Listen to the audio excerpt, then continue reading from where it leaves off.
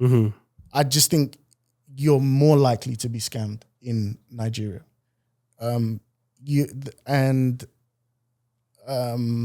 There's a calmer attitude. Not to say that it's more than the West, but if you're to compare Nigeria, just even the sound of traffic, I've noticed there's a lot of beeping and stuff going on, but in Lagos it's more. Oh, there's yeah. more. I've been. Hustle and bustle and argy bargy.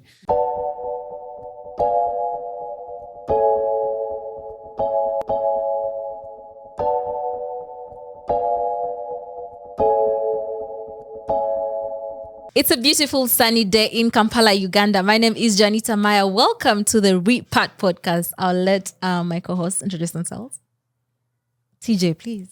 Hello, my name's TJ, and I came to Uganda. To start a company and pursue a relationship. We're called Subi. Come find us online. All right. Okay. Yeah. It's your boy Master Gabs back in the studio. Happy to be here. Ready to talk that good talk. Let's go. You're welcome. Man, we're so glad we're suffering without him on the podcast. You know, he's a new superstar. So when he's not here, we don't get views. O'Shea Duke Jackson, Sacramento, California, African-American. Okay. Osha, you want to take this one? So our brother, TJ, he's been supporting us, and he came to Africa Day. I wasn't there when he came. But then I heard about this guy came from London to Africa Day, and then I saw the brother at Tubayo Market Day. And don't take any offense to this. I was like, is this guy? You know what I mean? So we exchanged numbers, and I was like, hey bro, like are you Arabic or so you're racially ambiguous, right? In that you grew up in London. Yeah. Okay. So I guess what I want to know, because it's so easy to misplace a brother like you. Yeah. Obviously you're in the black community, but how was it growing up when people couldn't really could really place you in the community? And how did you grow up in Black London with that experience? So my first 5-6 years was in Lagos, Nigeria. Wow. Okay. And were you born in Nigeria? No, but because of history and technical issues, my parents decided to have me. But my sisters were born in Lagos. Okay. They decided to have me in the UK. I was raised first couple of years up till 6 in Lagos. Have some small memories there, and then came to the UK. Okay. And immediately into a very white situation from a black situation. So I was used to being called Oga Yellow, Mr. Yellow, or white. Oyinbo is the word they use, white. And immediately then called nigger, black, blackie, Paki, right? Pakistani, they might think I am, or whatever. So I've always been aware of racial differences, and I've learned that just wherever I go on the planet, people have their opinion of what box I fit in. Okay. And I just kind of mostly let it be, because you just can't, you don't have time to break down everything. Right. And if people get it wrong, sometimes they show me their prejudice. Give me an example of that. Well, we were just talking just now about many people here call me white.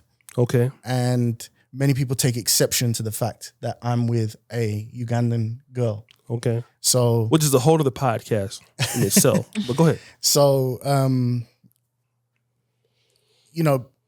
I think everyone will probably agree that Africa is not politically correct. Yes. People are happy to give their opinion. That could mean anything. You're fat, you're tall, you're whatever. Yeah. And it's matter of fact. Okay. So just walking down the street with my girlfriend, someone will say something quite aggressively to my girlfriend. Maybe I might catch a word or two. I'll say, what did he say?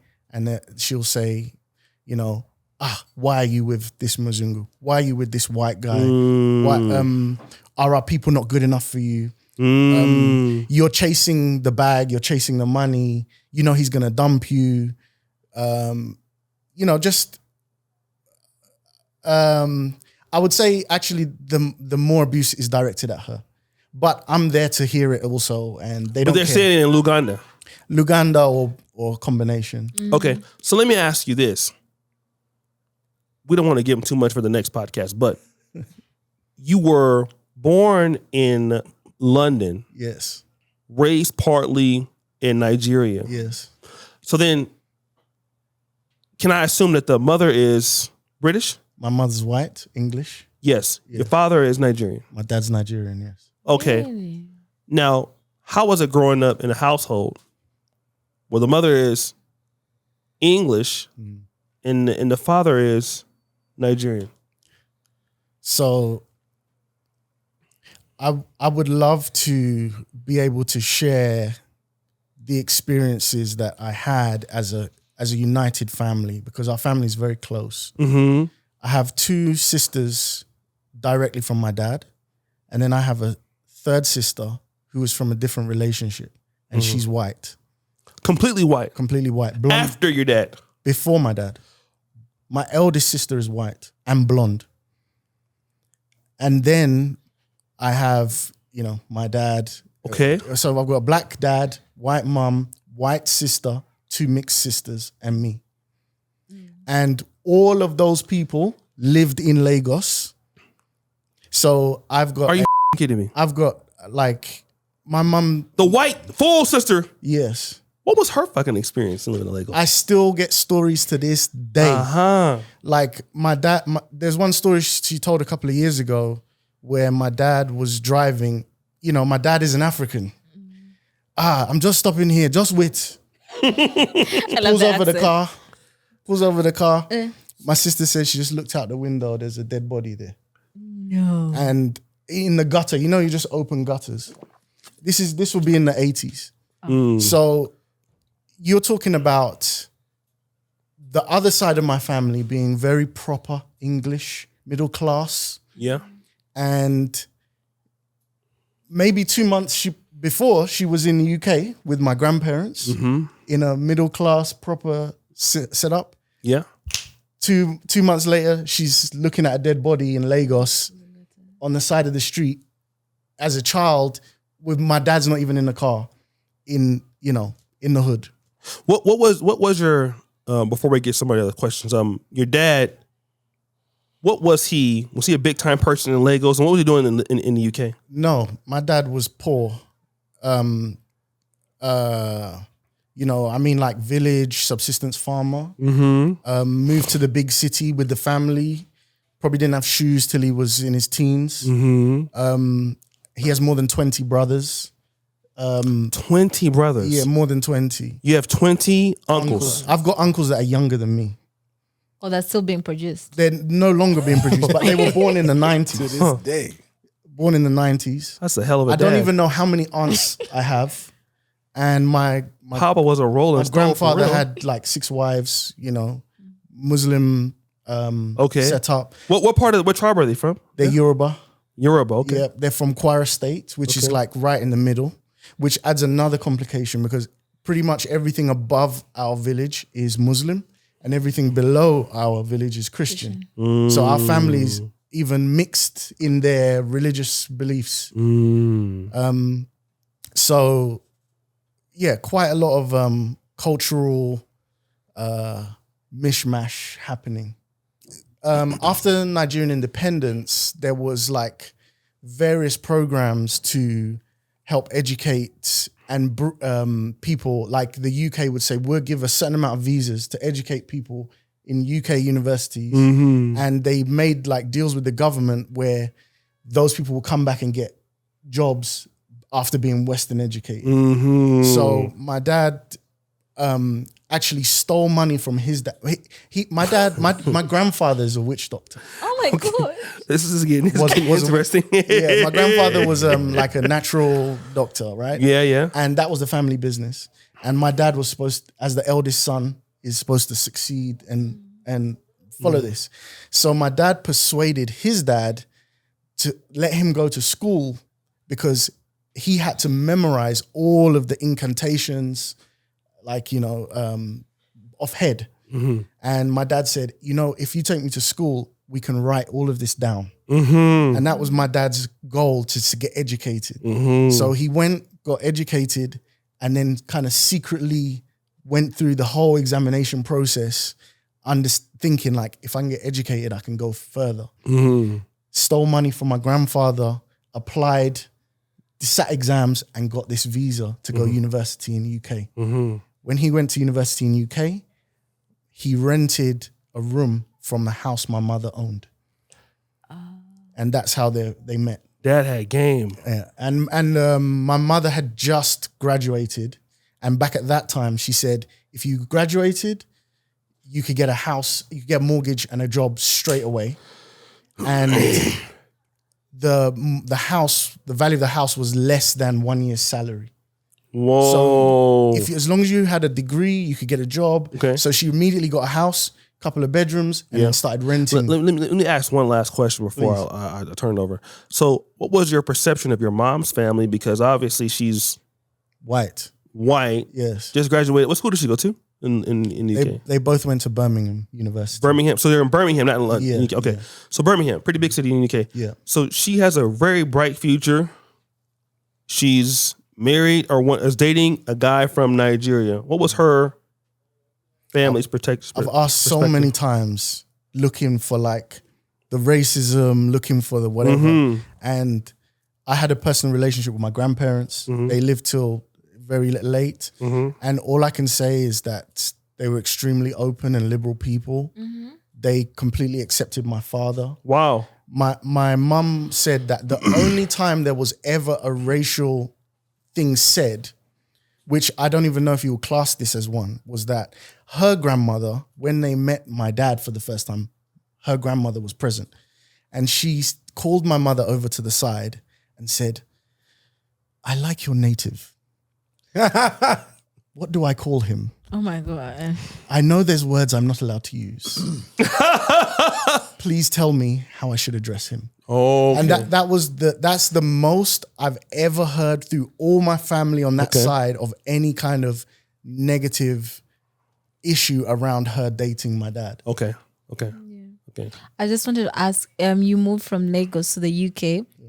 You said you moved from a black environment to a more white environment. Completely white. Yeah. What are the differences that you saw between the two? Oh, of course, I know it's black and white, but like, what's the one thing that you saw that really put you apart? That from the two sides. Well, the culture is just totally different. Mm-hmm. The way in which parents and children interacted with each other was quite shocking for me. Mm-hmm. You cannot talk to your parents the way white kids in the UK at the time I was growing up, even now, would talk to their parents. Hello. I experienced racism straight away, and I even experienced racism from other kids' parents. So I was quite shocked to see kind of open disrespect, because everywhere I grew up, there is this family respect. There is this, like any one of my neighbors on our street in Nigeria could tell me off, could slap me, could, discipline me, could, or I may even be told to report what I've done to the neighbor, who could then disrespect me. There's none of that going on in the UK. Mum, can you give me a sandwich? Hurry up, I'm hungry. Like, you can't talk to your mum like that. So I think that was a big, like, wow, where do you get off speaking like that? Yeah. Gabs, do you have any question?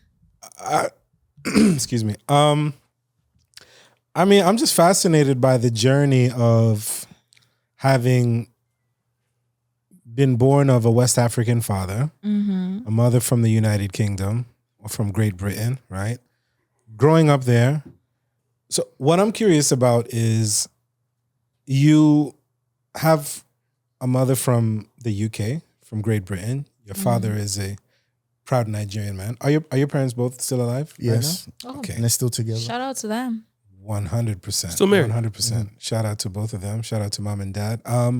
So as you were thinking about moving to the continent from the UK, right? Yes. You mentioned you chose Uganda, and I'm interested to know how close you have remained connected to the family. You mentioned having 20 uncles on your father's side. How close have you remained to your family that's based and residing in Nigeria currently? And then how did your choice to come back to the continent but move to East Africa, how did that resonate with that family? And how did that whole journey of a decision-making process take shape?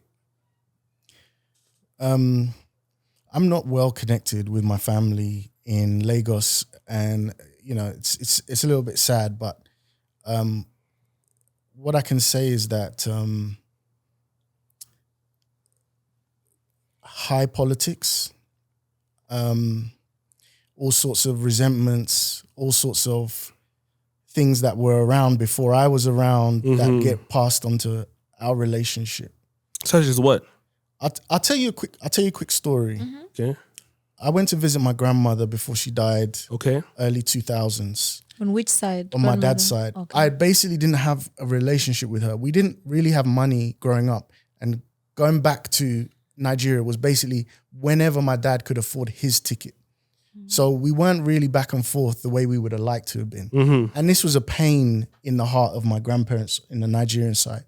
So when we heard that maybe she's on her last legs, my dad said, we're going to see her.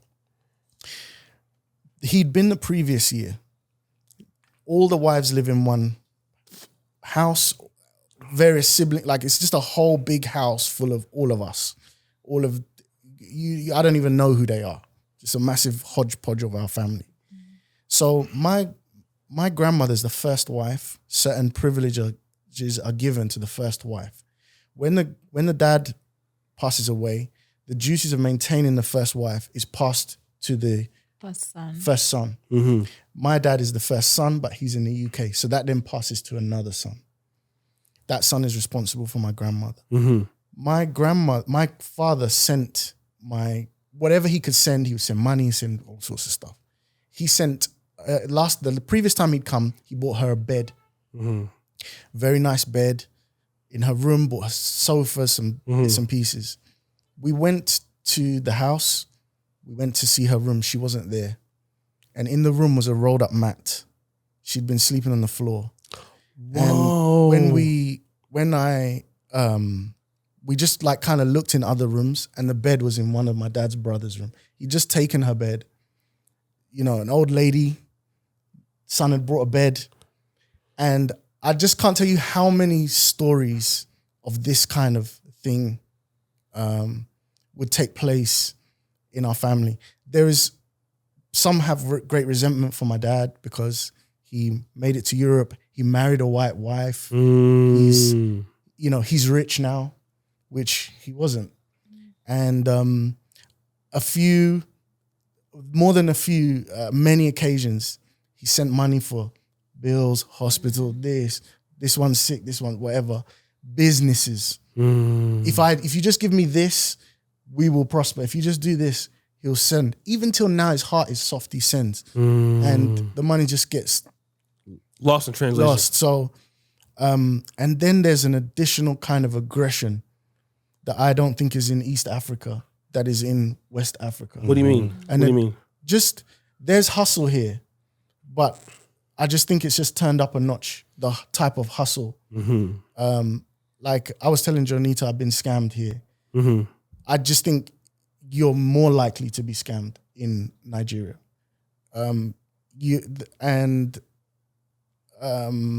There's a calmer attitude. Not to say that it's more than the West, but if you're to compare Nigeria, just even the sound of traffic, I've noticed there's a lot of beeping and stuff going on, but in Lagos, it's more. There's more. I've been hustle and bustle and argy-bargy. There's just a level of aggression that I didn't know if I wanted to engage with, because I find it quite tough being different looking. Okay. And prejudged. I'm basically prejudged. Okay. Let me go back to being prejudged because you grew up in what part of London? I grew up all over South England, so Kent and North London. North London. Okay. So now take me back to growing up. Did you grow up in a community that had some blacks there? Initially, no. No. How were you judged by the white students there? So I was definitely very black. Okay. Right? Even though I'm mixed, they might not realize my mum is white, for example. But I think I quickly learned social skills. I've always been good at making friends. Mm-hmm. And my dad once taught me an amazing lesson, which I carry through to this day. We just moved into a place. My dad said, let's go and play football. We go to the park. There's all of these white kids there. Now, the kind of place we lived, you would say is like white trash kind of place. Mm-hmm. Black guy comes in. There's a lot of ignorant level racism. Okay. Like, I just never seen a black guy before and everything that comes with that. Yeah. So we go to play football in the park. There's about 10 kids playing football and my dad's like, we go and play with them. And I'm like, Dad, we don't need to play with them. Yeah. So we go and play with them. There's a big teenager, maybe 15, 16. I'm probably 11. The guy comes up to my dad and he's like, and speaking in like my dad's language, him, monkey signs, all of this. Yeah. And my dad looks at him with a big smile and he's like, you speak my language. Like this. When I tell you, you would go from tension to like the whole tension is just destroyed. Yeah. And my dad was like, now we've met, can we play? And he's smiling. And we played football with them. All of those kids became my friends. Okay. And all of those kids, kind of rough kids or whatever, if you stepped in that place and you had trouble with me, you'll have trouble with all of them. Mm-hmm. Now, if I had gone in on the first, think of the reaction you felt when you heard that stuff. Yeah. If I'd like separated myself immediately, I don't know what the relationship would have been. Because I was like, these people are racist, let's go. And my dad just knew how to cut it away, not take it personal. And basically, look, if you touch me, I'm like you. We're here to play football. Let's play. We played well. And my dad would fuck somebody up. Yeah. Immediately, we both got our ass whipped. So, my dad is just not that kind of person. Yeah. And he'd had years of being in the UK in the 60s and the 70s. Yeah. So it was probably much worse for him. Because even maintaining saying his dad was like fighting with the racists that day, fighting them at night. It's not like you don't encounter real racism. But my dad would say, there's racism where they just don't know. They don't know you. They might be nervous. They just say stupid stuff. I remember my sister bought a car once and there's this lady and we're there. Your sister that's all white? Mixed. Oh, this one, okay. Your sister from your dad also? Yes. Yeah, okay. So it's like the woman said, we had the car from new and we spec'd it out. And most people buy black seats, but we bought blue seats because it was unusual to see blue leather seats. And then she goes, there's nothing wrong with black. We like black. And they're just this like, they don't even know what to say. Yeah. Right? And like my dad was like, don't take that personal. Just interact with them, show them who you are. And, make them feel at ease. You be at ease. You won't have problems. So I think that kind of, those kind of lessons have stayed with me my whole life. So let me ask you this then. Before we get back, because now you're dating somebody that's African black. Yes. It is quite unusual from from my own personal vantage point. What do you call it when it's your own personal situations that if you experience? It's a word your for perspective. Yeah. Perspective. Experience. Experience is another word. I was trying to be smart like you. I would have said perspective. Yeah. But I never. You're with the African lady, a black lady. Most black men that I know that are mixed race, they have a white mom, and you're telling me growing up with white people and you're accepting this, they end up with somebody that's white. How come then you ended up with somebody black? That's a good question. Yeah.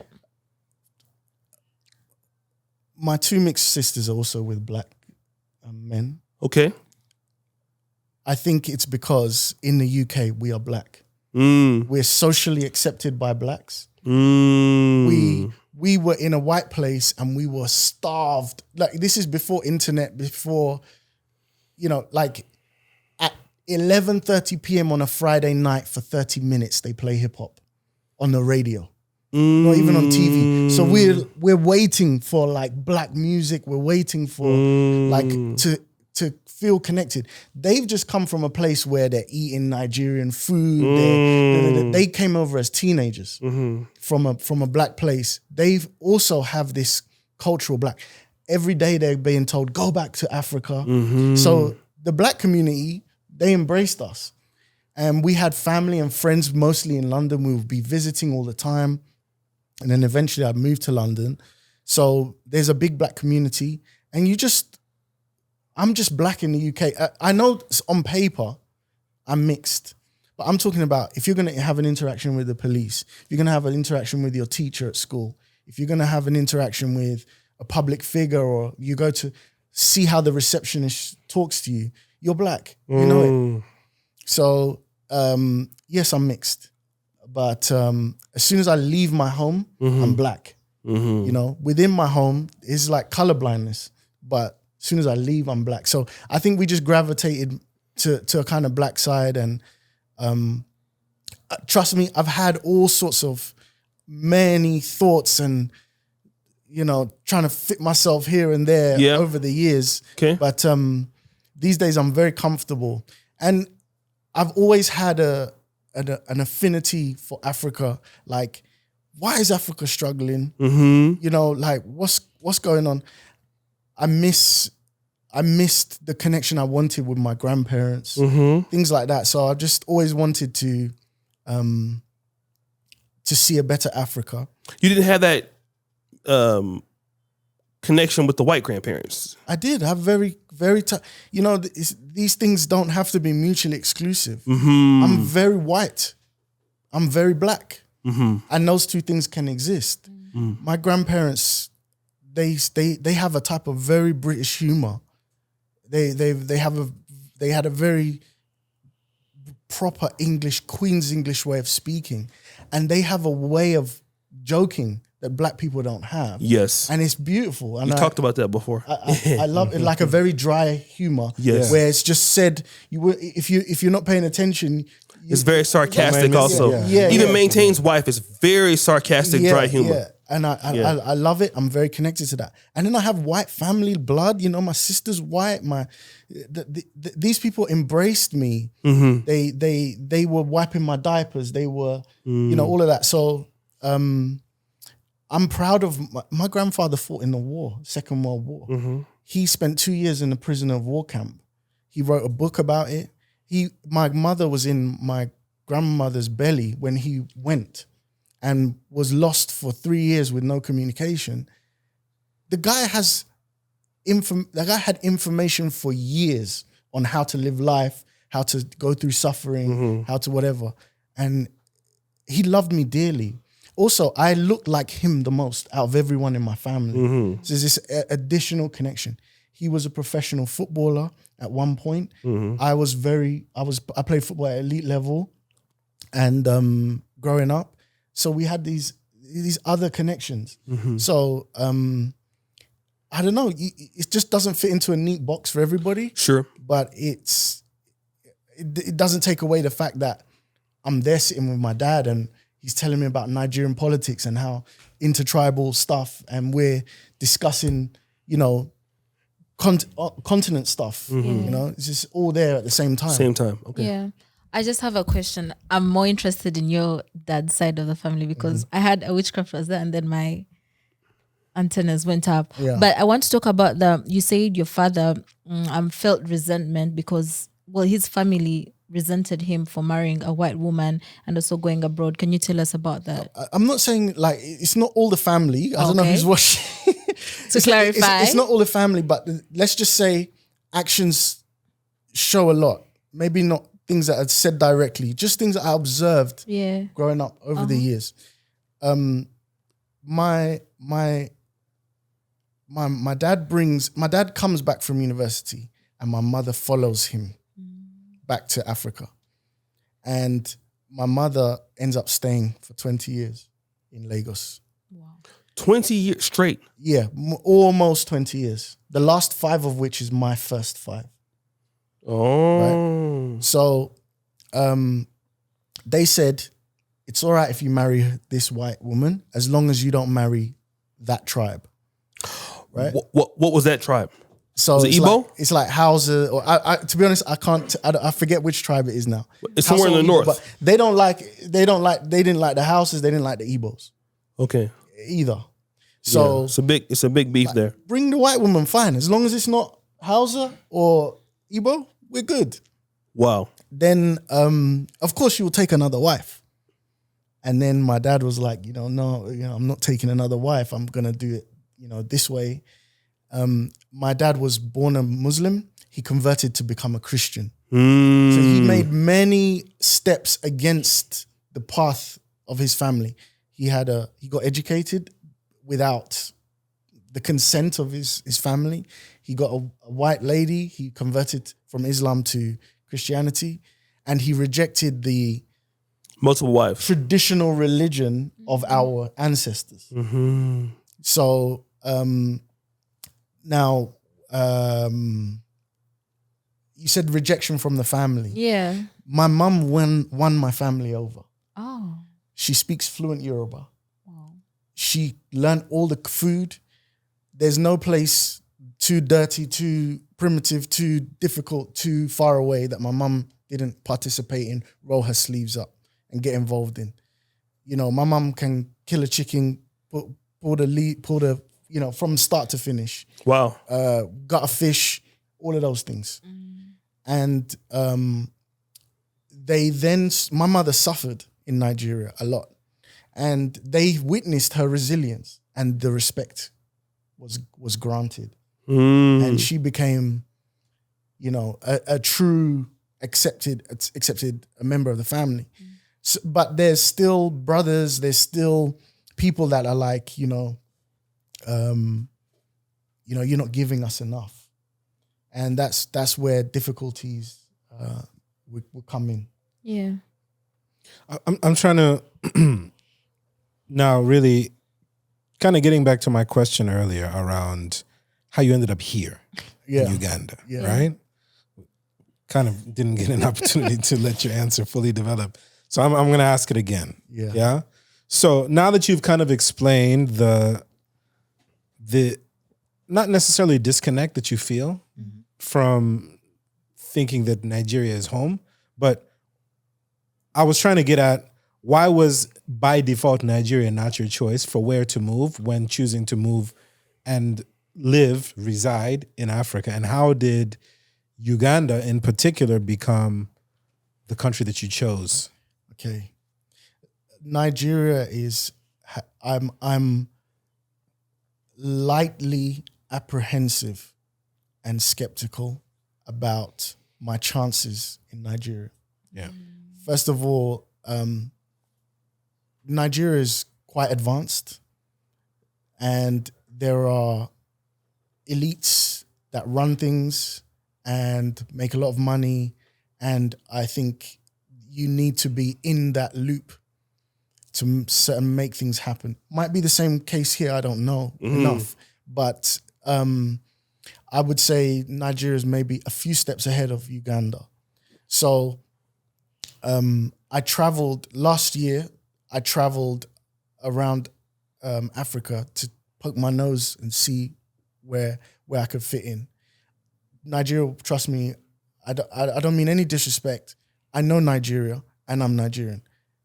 I didn't want to go there just because of, I just felt there'd be too much hassle for me. Mm-hmm. I went to South Africa. From South Africa, I found that I think I have to say these things so carefully. Oh. There's nothing wrong with South Africa. It's a beautiful place, and I could live there. But I think that the call to westernize in the minds of young people is very strong in South Africa. And they think they're inviting in culture and modernism. But there was a little bit too much of the things I don't like in the West penetrating the culture there. And I saw Uganda as a place where, on balance, I thought there's likely to be a little bit less of that. Then I started talking with who is now my girlfriend online first. And what I suspected through our interactions was that she had the more traditional values that I was looking for. So now I'm aligning goals. I want to make something of myself in this world, forge a path. I want the betterment of Africa. I want to be a force through business to improve the continent, to lead by example. And I want to have a meaningful relationship with someone that has more traditional values that I think are not everywhere here, but more alive here than they are in the West and some of the other places I've seen. So that's kind of the alignment of all of that. Gabs, does that answer? Yeah, I mean, absolutely. For me, it's important to know the motivation behind the decision-making process, right? And having now seen deeper, like, you have a path that you've carved out for yourself. It's not like you're just rolling the dice and you put a map on the wall and you're throwing darts at it, and a lot of people take that approach, right? Some people spin a globe and put their finger on it and say, hey, let me go here, right? Some people might use a more random selection, a random method of selection. So I was very curious to know how you ended up here. I mean, you did mention in our pre-taping conversation about how you were enlightened and got some perspective of how things are here from having viewed a number of different YouTube channels, and you saw the Kenganda content and things of that nature. And again, that's how I came to know these guys, by viewing their channel and consuming their content before I met them. But just the general thinking and the general thought process that you had around how carefully considered your choices were. Yeah. That's something that's very important. And I think a lot of people who are considering a lifestyle change, a shift in picking up your life and moving somewhere unfamiliar or unknown to you, these are the things that they need to know, right? And I think having had that relationship that you established with your, your current partner, having established that relationship before you even made the decision to move was also a critical one. Yes. Prior to my viewing Africa, I looked at South America. Colombia was top of my list. Cost of living, things of that nature. I managed to get myself into a position where I was working remotely, and I needed to be able to work. I was able to leave the country, but I knew that South America was going to be a tough choice time zone wise. So that's when my attention started to focus on Africa, and that's when I took the time to view. But I wanted to go somewhere ethnically where there's black people. And the interesting thing that I would say about Colombia is that there is a lot of Africa in Colombia. Oh, yeah. The religion that my grandfather follows there's an argument to be made that it's more alive in Colombia than it is in Nigeria. Wow. Because in Nigeria, Christianity and Islam didn't come from the motherland. And when slaves were taken over to the Caribbean, the whole west side of Colombia, those guys have preserved a lot of language and a lot of religion to the point where many people practice a kind of pseudo-Christian infiltrated version of ancestral religions in Nigeria. But in Colombia, they reject everything that their slave masters gave them, and they focused on the real, authentic religions that they practiced secretly. It was the only thing they held from slavery. So you can go there and see very deep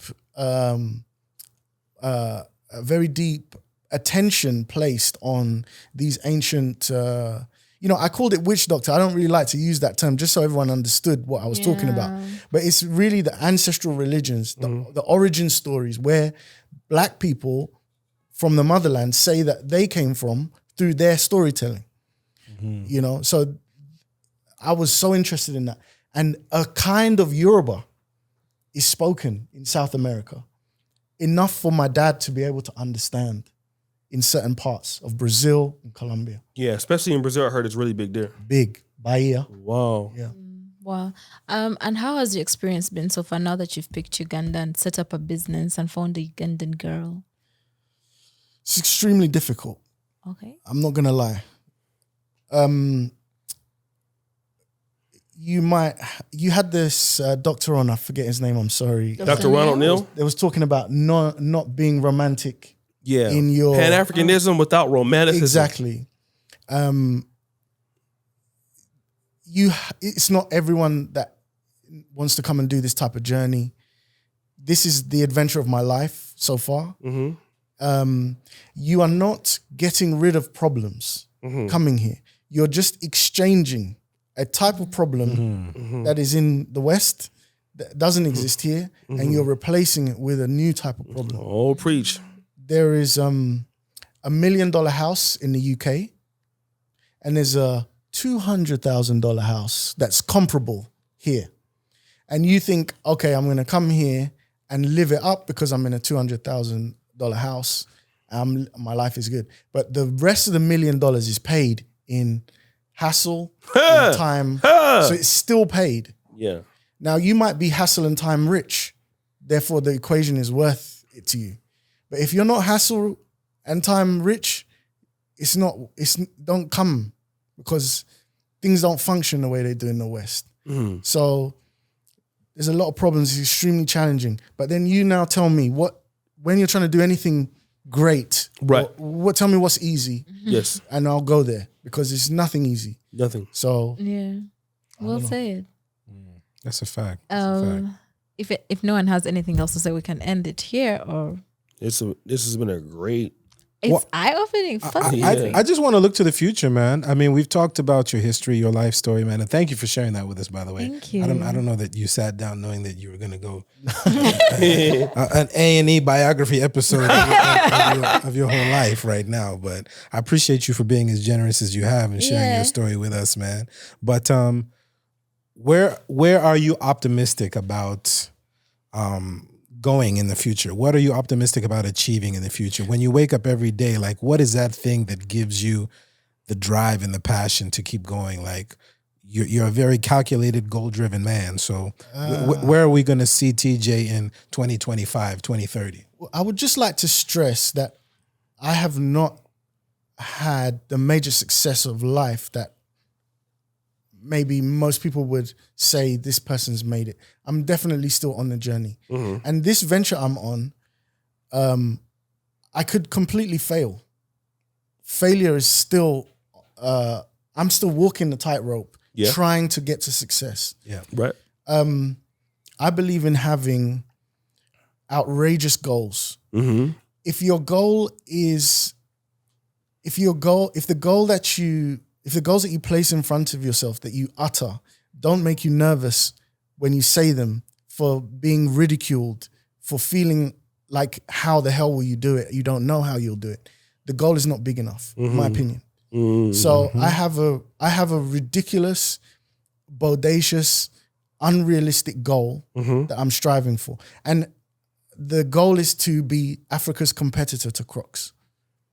Crocs is a brand, but everyone calls this type of shoe that Crocs make Crocs, even though it's just a brand. That's like calling every sneaker Nike. Yeah. I walked down the streets of Kampala. Every young person 8 out of 10 of them are wearing some type of Crocs. Mm-hmm. And all of those Crocs are coming from somewhere else. Yeah. Mm-hmm. So why can there not be a Crocs made for Africans in Africa, and even it's sent to the rest of the world the way Crocs is sending to the rest of the world? So this was kind of the first vision. And as I started to understand this, I can see these avenues and these opportunities and things opening up. Now I'm swinging for it. Will I get there? I don't know. Maybe my shop will be the pinnacle. Maybe my shop will even fail. Who knows? But I'm swinging for a continent-based product that we can export. And I found out some very interesting things. Everything that is made from Crocs, if you were to make a biodegradable version, you can make it in Africa from start to finish, the entire production line. Mm-hmm. And the minerals here to make it are in abundance. Mm-hmm. So we can compete like without even having to go elsewhere to start. If we can scale to that kind of size. Mm-hmm. I think the world would like a story like that. I think the world would like African style in their Crocs. Yeah. So, that I started where I am. I'm starting in a humble way, just from my own resources. And we'll see how far I can take it. What's the website? Or where do people find you online? Yeah. So I have a YouTube channel documenting it. So it's called the Subi Shop on YouTube. Mm-hmm. We have a website called thesubi.shop. And all our socials are thesubi.shop. Yeah. So you can catch us there. You can follow our journey, my ups and downs, my relationship, because my girlfriend is my partner. So that's a whole story in of itself. My business partner. So yeah, like watch me sink or swim. I'm putting it out there. Swim. We'll go with the swimming instead of sinking. Let me tell you something, man. The other day I was reading some of the comments from one of the episodes that I was talking about. One of the comments was directed toward me, talking about find the solution, be part of the solution, right? We keep talking about the issues, problems. but be part of the problem. Be part of the solution, formulate the solution. So, man, TJ, I want to commend you for stepping out on faith and doing what it is that you feel is right, for following your ambition, for having that in some of the jargon in the company that I work with. They call it a BHAG, right? A big, hairy, audacious goal. Oh, right. Right? So for having that goal, for having the irrational confidence to step out on it and do what you're doing right now, this should be a call to action for all of our people out there in the community that keep talking about what it is that we can do to build businesses and grow this community. We need to support this brother, man, because what you're doing is, as you said, going to not only benefit yourself, and through the growth of your business, you're going to be able to create jobs and benefit the local economy, but you're proving a point. You're proving concept. Right. What you're doing right now is demonstrating proof of concept that if somebody else who is so determined comes back to the continent and decides that instead of being a import-based economy, let's start producing world-class, benchmarking world-class quality items that the rest of the world loves and consumes anyway, why not be able to get it made and get it available affordably over here? So you make a really important point there that I would like to pause on for a moment. World class. One of the sicknesses that is infecting Africa is that we produce good enough. We don't produce elite. And anywhere you see people that produce elite stuff, they win in Africa. That is your advantage coming here from the West. You already have an eye for what things look like when they're done well. Right. You come here and you show people what is done well. Your staff then becomes people that do things well. Everywhere I go, things break. They don't work properly because everyone just does botched jobs. It breaks my heart because, if you've decorated this place better, you could get 25% more rent indefinitely. But you were short-sighted and scrimped and, you see my point. So you're friends with Wodemaya. Yeah. He had a video with a lady the lady that created Nana Wax. one of my role models. The thing that she said at the end of Waldemar always asks, what would you tell Africans? What was the one thing you would tell Africans that want to, achieve the way you've achieved? And she said, even if you're selling tomatoes in the market, do it to the best of your ability. Yep. And if Africa can take hold of that, I think that is a major key for the progression of the continent. Yes. So I'm hoping to bring that with the products I'm making. Wow, TJ, well said. I guess we can end the episode right there. You've already told them where they can find you and whatnot. Gabs. Reach me on Instagram. What's the Twitter thing called now? X? Oh my God. Whatever. He's destroying that whole thing, right? Whatever, man. Just hit me on my Instagram @MasterGabs. Follow me. Follow the Allergic to Average podcast as well @A2A_podcast on your YouTube feed. Looking forward to seeing you guys in the comments. Okay, O'Shea. Y'all know, don't message me, right? Yeah. But @O'Shea Duke, you can follow me, but I don't reply to messages on my Instagram. Yeah. TJ, just give us one of your African names. Don't give us the whole name. Just give us one. Just one. Just one. My surname is. Should I say my surname? No, just give us one African name. Because, guys, he has like a whole line. Bangbola is my family's name. Okay. Bangbola is short for Bami Bola. Okay. And Bami Bola means help me carry this wealth or help me carry these blessings.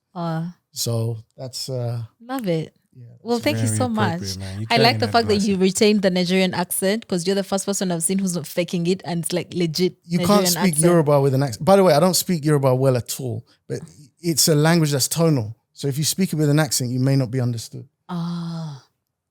Okay. Guys, thank you so much, TJ.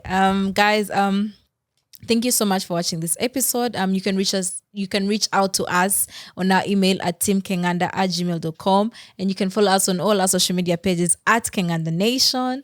We'll see you guys next time. Bye.